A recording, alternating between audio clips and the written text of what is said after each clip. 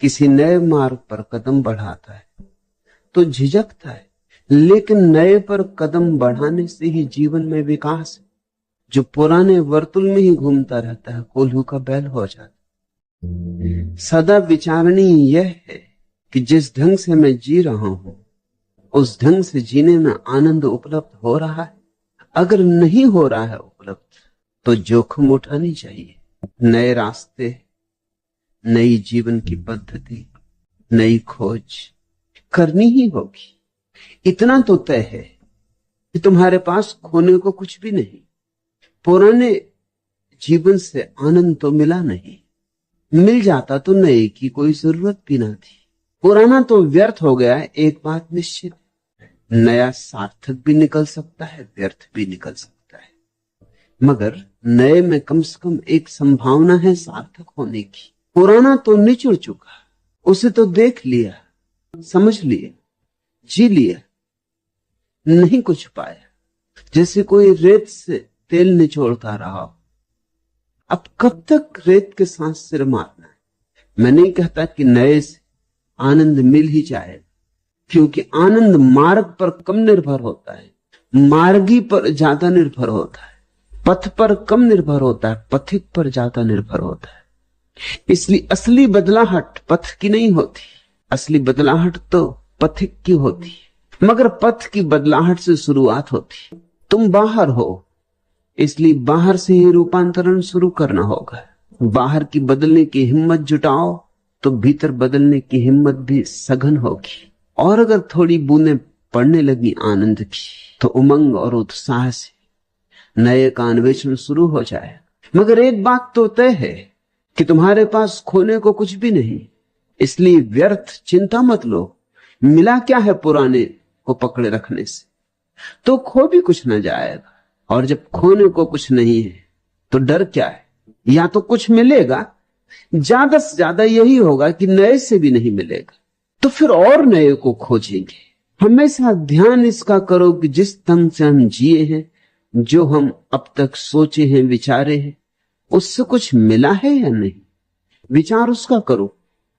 भविष्य का विचार मत करो कि क्या मिलेगा क्या नहीं मिलेगा, क्योंकि भविष्य तो अज्ञात है, संन्यास तो अपरिचित है।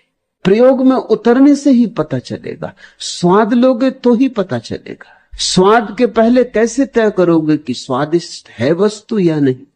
किसी पे भरोसा करना होगा, किसी ने जिसने स्वाद लिया हो। यहां तुम आती हो चंद्ररेखा, मैंने स्वाद लिया है, मैं तुम्हें कहता हूं आओ बढ़ो। और यहां बहुत हैं जो मस्त हो रहे हैं, डूब रहे हैं। उनकी मस्ती और डुबकी देखकर ही तो तुम्हारे मन में भी संन्यास का भाव उठता है। नहीं तो संन्यास का भाव क्यों उठे? तुम्हारा हृदय आंदोलित हो रहा है, सिर्फ तुम्हारा मस्तिष्क बाधा डाल रहा है। मस्तिष्क सदा ही रूढ़िवादी होता है, हृदय सदा नए के साथ जाने को आतुर होता है, और मस्तिष्क सदा पुराने के साथ बंधा रहने के लिए तैयार। मस्तिष्क के पास अतीत के अतिरिक्त कुछ भी नहीं। मस्तिष्क के पास जो भी है स्मृति की संपदा है, वह सब अतीत है। मस्तिष्क का भविष्य होता ही नहीं। कोई भी चीज मस्तिष्क का हिस्सा बनती है जब अतीत हो जाती। जब तुम्हारा अनुभव हो जाता तब मस्तिष्क का हिस्सा बनता है। मस्तिष्क जीता है अतीत में, मुर्दा में, इसलिए मस्तिष्क डरता है भविष्य में जाने। हृदय सदा तैयार है छलांग लेने को। तुम्हारा हृदय तो उत्साह से भरा है, तुम्हारा हृदय तो उठा लेना चाहता है कदम। मस्तिष्क चालाकियां बरत रहा है। मस्तिष्क कहता है ठहरो, सोचो, पहले निर्णय करो, कहीं ऐसा ना हो कि जाओ भी नए पथ पर और कुछ ना मिले। कहीं ऐसा ना हो कि बीच से लौटाना पड़े। कहीं ऐसा ना हो कि जीवन की पद्धति बदलो, इतना श्रम उठाओ और श्रम के अनुकूल पुरस्कार ना हो। तो थोड़ा सोचो, गणित बिठाओ, हिसाब लगाओ। लेकिन मस्तिष्क की सुनी अगर तो कभी कदम उठ ना सकेगा। थोड़ा सोचो, छोटा बच्चा मां के पेट में है, अभी जन्म होने के करीब है। अगर मस्तिष्क हो, अगर बुद्धि पैदा हो गई हो, तो बुद्धि कहेगी कहां जाते हो? जीवन की ये प्रक्रिया, ये ढंग, ये गर्भ में रहना कितना सुखद है। कोई झंझट नहीं, कोई चिंता नहीं, कोई दायित्व नहीं, 24 घंटे सोए रहो। कहां जाते हो? पता नहीं बाहर क्या होगा, कौन सी मुसीबतें आए, कौन सी चुनौतियां आए। अगर बच्चे के पास थोड़ा गणित हो, तर्क हो, तो कोई बच्चा मां के गर्भ से पैदा ही ना हो। लेकिन गणित नहीं होता, गणित बाद में आता है, सौभाग्य की बात। तर्क बाद में आता है। बच्चे के पास तो सिर्फ हृदय होता है, नए के लिए आतुर, उत्सुक। अगर हम बुद्धि की बात मान के चलें तो पृथ्वी जरा जीर्ण से भर जाती। इस देश में ऐसा ही हुआ है। लोगों ने अतिशय बौद्धिकता के साथ अपने गठबंधन बना लिए, इसलिए ये देश जरा जीर्ण हो गया है। इस देश में यौवन नहीं रहा, ये खंडहरों में जी रहा है। ये अब भी अतीत के ही गुणगान करता है। इसके पास कोई उमंग नहीं है नए के लिए। ये गिर गए पीले पत्तों की प्रशंसा करता है, नई जो कोपलें खिलती हैं उनकी तरफ पीठ फेर लेता है। ये पूजता है पत्थरों को, जड़ को, अतीत की लकीरों को। ये लकीर का फकीर हो गया है, और ऐसा ही सारे लोगों का चित्त हो गया है। हिम्मत जुटानी पड़ेगी। और मैं तुमसे इतना कहता हूं कि नए के साथ हारने में भी जीत है, पुराने के साथ जीतने में भी जीत नहीं। पुराने के साथ सुख भी मिले तो ज्यादा से ज्यादा उसका अर्थ सुविधा होती, नए के साथ दुख भी मिले तो भी विकास होता है। नए के साथ पाया गया दुख ही तपश्चर्या है, उसे ही मैं तपश्चर्या कहता हूं। धूल लगा के शरीर पर पोत कर बैठ गए, या कांटों की सैया बना के लेट गए, या उपवास किया, इस सबको मैं तपश्चर्या नहीं कहता। इस सबको तो मैं रुग्ण चित्त की मूढ़ता कहता हूं। तपश्चर्या तो एक है, नए के साथ जाने का साहस, अज्ञात में उतरने की हिम्मत। जैसे छोटा बच्चा मां के गर्भ को छोड़ता है। अभी 2 दिन पहले पास के ही एक वृक्ष पर एक चिड़िया अपने बच्चों को बड़ा कर रही थी।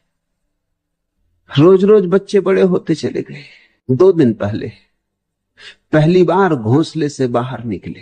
जब वे पहली बार घोंसले से बाहर निकले, मैं उनके पास खड़ा था। दोनों बैठ गए शाखा पर, बड़े आश्चर्य विमुक्त, पर तौलते हुए, सोचते विचारते आगे कदम बढ़ाना कि नहीं। अभी तक घोंसले से बाहर नहीं आए थे। और उनकी मां दूर वृक्ष पर बैठकर पुकार दे रही है, गुहार दे रही। यही ढंग है बच्चों को बुलाने का। पुकार रही, आवाज दे रही। उसकी आवाज देख के वो फड़फड़ाते। घोंसले का सुरक्षा, और पहले कभी पंख तो खोले नहीं, तो पंख खोलना या नहीं, उड़ पाएंगे हम या नहीं। उनकी दुविधा देखकर नए नए संन्यास लेते व्यक्तियों की दुविधा का मुझे स्मरण आया। ऐसे ही पर तौलते, सोचते, घबराते, पीछे लौट के देखते। लेकिन कब तक माथी की पुकारे गई कि आवाज दिए गई कि टेर पर टेर। कोई आधा घंटा लगा। धीरे धीरे पंख फड़फड़ाए, थोड़े दूर हटे घोंसले से, उसी वृक्ष पर दूसरी शाखाओं पर बैठे। थोड़ा भरोसा बढ़ा, थोड़े पंख मारे हवा में, फिर लौट आए। थोड़ा और भरोसा बढ़ा, फिर उड़ गए। तब से पता नहीं, 2 दिन से मैं देख रहा हूं रोज, फिर नहीं लौटे। अब क्या लौटना, पड़ा रह गया है घोंसला, पड़े रह गए उसमें 2 अंडे टूटे फूटे। पक्षी भी हिम्मत जुड़ा लेते हैं आकाश में उड़ने की, जो कभी नहीं उड़े। और मनुष्य होकर भी हम हिम्मत नहीं जुटा पाते। मैं तुम्हें पुकार रहा हूं दूर वृक्ष से, टेर दे रहा हूं, ये रोज टेर चल रही है। तुम कहती हो हर बार यहां आती हो, तो बिना सन्यास लिए चली जाती हो। सन्यास का भाव तो कई बार मन में उठता है, लेकिन लेने का साहस नहीं जुटा पाते। चंद्ररेखा थोड़े पर फड़फड़ाओ, थोड़े नए की पुलक से भरो, थोड़ी हिम्मत जुटाओ। पंख तुम्हारे पास, मैं तुम्हें आकाश से बुलाता हूं, मैं तुम्हें दूर का निमंत्रण दे रहा हूं। ऐसा नहीं कि तुम्हारे पास पंख नहीं, उतने ही पंख हैं जितने मेरे पास। सिर्फ भरोसा नहीं। और भरोसा आए कैसे? उड़ो तो आए। इतना कह सकता हूं कि नए के साथ मिला दुख भी बहुत प्रीतिकर है, और नए में थोड़ा दुख तो मिलेगा। क्या तुम सोचते हो वो जो बच्चे पक्षियों के उड़े, पीड़ा नहीं हुई होगी? हवा के झोंके, रात वर्षा हुई, किसी वृक्ष पर बैठे होंगे बिना घोंसले के, अब पंख भीग गए होंगे, ठिठुरते होंगे सर्दी में, मन में ख्याल भी आता होगा अपना घोंसला अच्छा था, इस किस झंझट में पड़ गए। लेकिन फिर भी आकाश में उड़ने का आनंद ऐसा है कि ये सब कीमतें चुकाई जा सकती, चुकानी ही पड़ती, और जो चुकाता है कीमत वही पाता है। गंध से बोझिल पवन है और फिर चंचल चरण है, कौन सा मौसम लगा है, दर्द भी लगता सगा है, अनमिली स्वर लहरियों के गीत जादू डालते, सारदी मेघों तले मैदान फूल उछालते, आज तो बस में नमन है, गीत से भीगा गगन है, प्राण को किसने ठगा है, दर्द भी लगता सगा है। ओ उदासी की किरण भटकी हुई क्या कह रही है तू, धुंधलके के पार यूं निस्सार क्यों बह रही है तू, धुंधलके के पार यूं निस्सार ही क्यों बह रही तू, प्रीति का कोई वचन है नित निभाना प्रणय प्रण है, नैन में सपना जगा है, दर्द भी लगता नया है, दर्द भी लगता सगा है। पूर्ण यौवन भार खेतों में लचकती सांध्य वेला, बांसुरी के स्वर सरीखा एक मेरा स्वर अकेला, टेरता मानो विजन है और तन मन में चुभन है, कौन सा मौसम लगा है, दर्द भी लगता सगा है। नए के साथ दर्द भी बहुत सगा है, पुराने के साथ सुविधा भी, सिर्फ धीमी धीमी आत्महत्या है और कुछ भी नहीं। क्या है छोड़ने को, क्या मिट जाएगा, पाया ही कुछ नहीं तो छूटेगा क्या।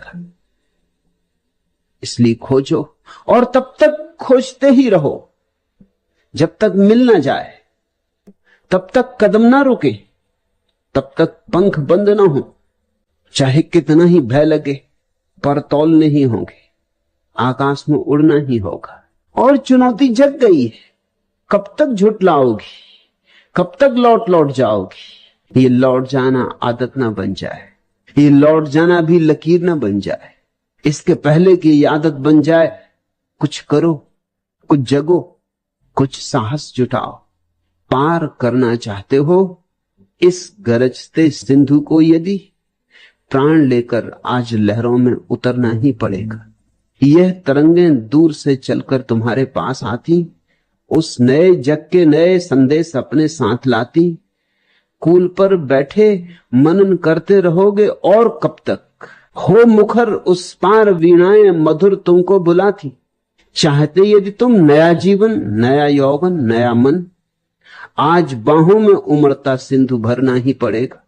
तुम नया विश्वास लेकर पग बढ़ाओ आज अपना, तुम नया इतिहास लेकर द्रग उठाओ आज अपना, छूट जाने दो बहुत पीछे पुराने इस गगन को, तुम नया आकाश लेकर जग सजाओ आज अपना।